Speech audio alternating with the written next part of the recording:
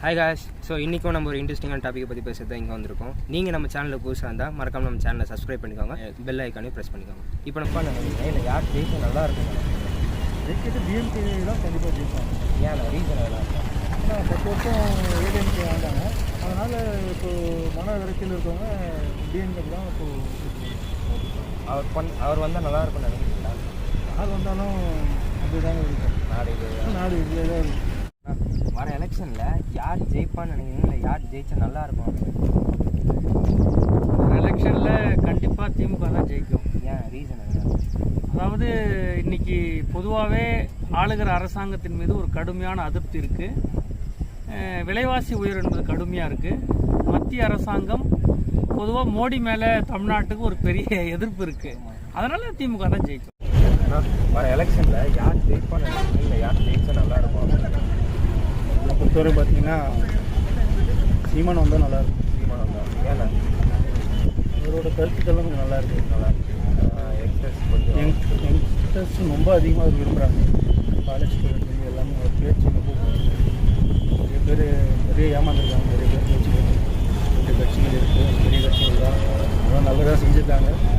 ஆனால் இப்போ வந்து மக்களோட இன்ஜியும் எல்லாம் வந்து பார்த்தீங்கன்னா சீமான் தான் இருக்குது. அவர் ஜெயிச்சா நல்லாயிருக்கும்னு நினைக்கிறேன். ஜெயிச்சா கம்பல்சரி நான் 70% நல்லா தான் இருக்குது. நான் இப்போ 50% ஓகே பரவாயில்ல. அவர் ஜெயிச்சா கொஞ்சம் நல்லாயிருக்கும். யூத்துக்கு நல்லாயிருக்கும். யூத் நல்லபடியாக முன்னேறலாம். அவர் சொல்கிற அந்த விவசாயத்துக்கோசம் கொஞ்சம் பாடுபடணும் இருக்காங்க. ஏன்னா ஜல்லிக்கட்டுக்குலாம் வந்து எவ்வளோ யூத் வந்தாங்க தெரியும். அது மாதிரி அதே யூத் சப்போர்ட் பண்ணாங்க. வர எலெக்ஷனில் யார் ஜெயிப்பாங்கன்னு நினைக்கிறீங்க இல்லை யார் ஜெயிச்சா நல்லாயிருக்கும் அப்படின்னு? டிஎம்கே ஜெயிச்சா நல்லாயிருக்கும். ஆட்சி மாறினாலும் கொஞ்சம் நல்லா இருக்கணும்னு எதிர்பார்க்குறோம். வர எலெக்ஷனில் யார் ஜெயிச்சா நல்லாயிருக்கும் இல்லை யார் ஜெயிப்பான்னு நீங்கள் நினைக்கிறீங்க? ஜெயிச்சா நல்லாயிருக்கும் அப்படின்றதெல்லாம் என்னால் ஆனால் டிஎம்கேக்கு சான்ஸ் இருக்கிறாங்க. ஏன் ரீசன்னா இப்போ ஒரு 10 இயர்ஸ் பார்த்தீங்கன்னா ஏடிஎம்கேல இப்போது பர்சனலாகவே நம்ம எல்லாத்துக்குமே கொஞ்சம் கஷ்டப்படுற மாதிரி தான் இருக்குது.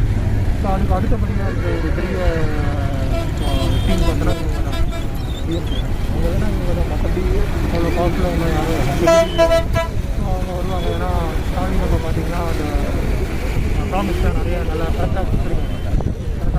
இன்னும் ஃப்ரீயாகவும் எதுவும் கொடுக்கல. ஏன்னா பேசிக் நீட்ஸ் என்னவோ அதை சொல்லியிருக்காங்க. வர எலெக்ஷனில் யார் ஜெயிச்சா நல்லாயிருக்கும் இல்லை யார் ஜெயிப்பாங்கன்னு நீங்கள் நினைக்கிறீங்க? ஏன் இல்லை மாறி மாறி எல்லா கட்சியும் ஆட்சியில் இருக்காங்க, தவறு பண்ணுறாங்க. ஆனால் நாம் தமிழருக்கு ஒரு சான்ஸ் கொடுத்தா நல்லாயிருக்கும். அவர் வந்தால் நல்லாயிருக்கும்னு நினைக்கிறீங்க? கண்டிப்பாக கண்டிப்பாக. இல்லை நீங்கள் யார் வந்தால் நல்லாயிருக்கும்? நாங்கள் டிஎம்கே வந்தால் நல்லாயிருக்கும் அப்படின்னு நினைக்கிறோம். நீங்கள் ஏன் எதனா ரீசன் இருக்கா? கண்டிப்பாக ஆட்சி மாறினா மக்களுக்கு ஒரு நல்லது கிடைக்கும் அப்படின்னு நினைக்கிறோம். நல்லது அவள் தான் அவங்க வந்தால் நல்லா நடக்குமா?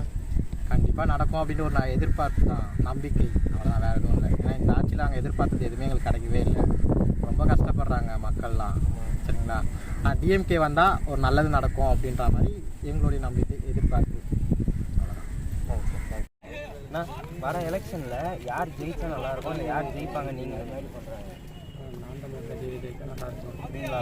ஏன்னா ஏன்னா அவர் ஒரு இதாக பண்ணுவார். தமிழ் மக்கள் மறுபடியும் ஒரு நல்ல ஆட்சி வரணும். கிராமத்தில் இருக்கிற வில்லேஜ் பீப்புளுக்கு என்ன பேசிக் நீட்ஸோ அதை சொல்லியிருக்காங்க. இங்கே வந்து ஃப்ரீன்னு எனக்கு தெரிஞ்சுன்னு பார்த்தோன்னா அந்த லேடிஸ் வந்து ஃப்ரீயாக போகலாம். 30 இயர்ஸ் பஸ் அது மட்டும்தான் கொஞ்சம் ஃப்ரீயாக சொல்லலாம். அது மற்றபடி எல்லாம் நம்மளுக்கு என்ன பேசிக் இருக்கோ, அதாவது பெட்ரோலுக்கு ஒரு 3 rupees கம்மி பண்ணுறது சொல்லியிருக்காங்க. அதுக்கப்புறம் அந்த கேஸ்க்கு கம்மி பண்ணுறாங்க. இது கொஞ்சம் நல்ல விஷயமா தெரியுது. அவரை வந்தால் நல்லா இருக்கும்னு நினைக்கிறீங்களா? அதுதான் இந்த மற்ற கம்பேர் பண்ணும்போது கொஞ்சம் நம்ம கொஞ்சம் பெனிஃபிட்டாக இருக்கிற மாதிரி. ஓகே, அவன் ஜெயிச்சா நல்லா இருக்கும்னு நினைக்கிறீங்களா? கண்டிப்பாக நல்லா இருக்கும்னு நினைக்கிறோம். ஏன்னா 10 வருஷம் திமுக ஆட்சி அதிகாரத்தில் இல்லை, அவங்களும் உணர்ந்திருப்பாங்க. அதனால் கண்டிப்பாக மக்களுக்கான நல்ல சேவைகளை செய்வாங்கன்னு நான் நினைக்கிறேன். ஓகே காய்ஸ், வீடியோ பார்த்துருப்பீங்கன்னு நினைக்கிறேன். இந்த வீடியோ உங்களுக்கு பிடிச்சிருந்தா மறக்காமல் லைக் பண்ணுங்கள், ஷேர் பண்ணுங்கள், நம்ம சேனலை சப்ஸ்கிரைப் பண்ணி வச்சுக்கோங்க. ஓகே, அப்புறம் மறக்காமல் ஓட் பண்ணுறேங்க. Take care and love you all. Thank you.